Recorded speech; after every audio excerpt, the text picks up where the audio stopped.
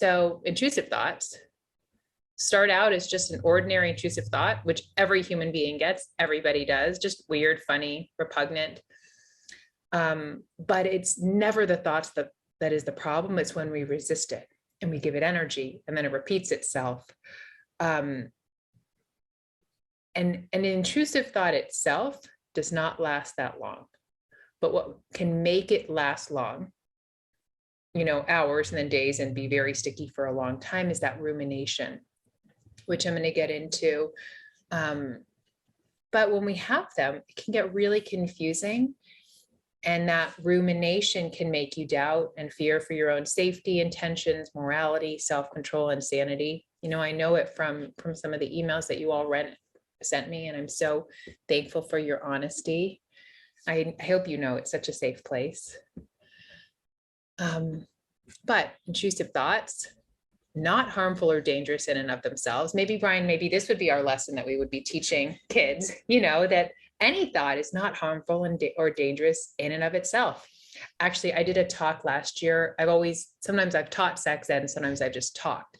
So last year, and I brought up intrusive thoughts in the Groinal Response to like the teenagers, because I had a lot of teenage kids, because that can get really confusing, even though we're not on there, but it's like, wait, I have a thought that I don't want, and I felt some movement down there. Like, what does that mean? And so I just shared that because I don't think it's talked about. It's like, wait, I saw my mom or my dad or so-and-so leave the shower, or I saw my dog licking themselves, or I saw animals, or I thought of my baby cousin. And then like, what does it mean? And that can be really, really terrifying. And what can then happen if somebody just has so if you haven't heard of the Groinal Response, and often I'm sure it's just any sort of response in like your private parts is just happening when you think of anything sexual.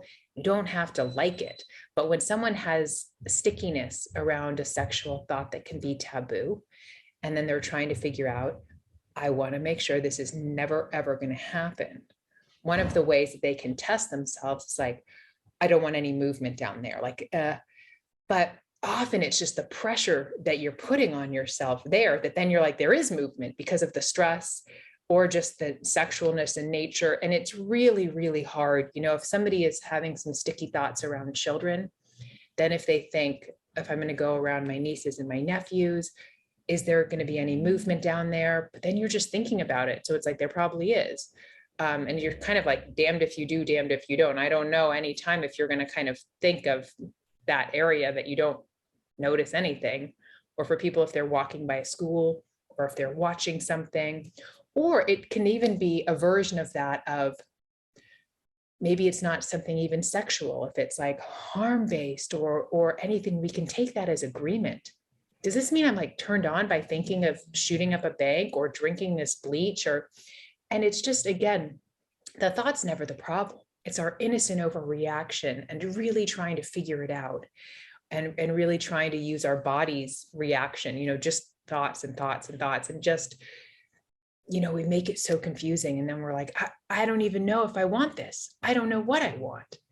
But what you do know is then if you let go, you settle down and you come back, and then you're in a good feeling place, you're like, I don't know why I ever thought that. I'd never do that. That goes against my nature. But when you're in it, you're just like, it's really confusing. And that's okay. It's confusing. You don't need to solve it. You can wait till you feel good. And then you're like, oh, I don't know why I was worried. I know it doesn't seem that simple, but back to this, not harmful or dangerous in and of themselves, not true or personal, mean nothing about you or your true desires. I know that there was that, like, maybe it was Freud that was like, all thoughts mean something, and kind of going back to like this, no, nothing about your true desires, not predictive of the future. I used to think that, like, if I had a dream about somebody dying, or I pictured my parents dying in a car crash, or I pictured somebody breaking up with me or anything, I'd be like, no, and sometimes that can go back and forth. If I worry about it, it won't happen. Wait, but I don't want to even think about it, because then what if I make it happen? And there's all that stuff that can be confusing with manifestation, when people are like, no, am I going to manifest what I think? Like, no, don't worry. No. They are disturbing because they're the opposite of what you want. If they were what you want, you'd be like, okay, cool. Like they wouldn't be sticky. They just wouldn't be. You wouldn't have to like remind yourself. It'd just be like, oh yeah, that's me. And they best flow, they leave when we don't resist them, fear them, fight them, or try to solve them. And that's where I know it's like, wait, I need to resolve them. I need to have closure to this. But that can just keep you giving them energy, when the only thing is you're a loving human being who got caught up in their thinking. And often it's the people that are, or there could be something in your past.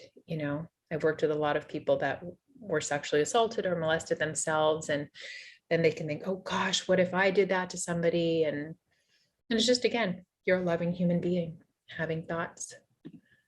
So I'm going to talk about rumination, because sometimes what seems like you're having intrusive thoughts all day long is actually rumination. So the intrusive thoughts are being thought of or imagined on purpose, even though you're like, I'm not doing it on purpose, but your brain is, to prevent something bad from happening.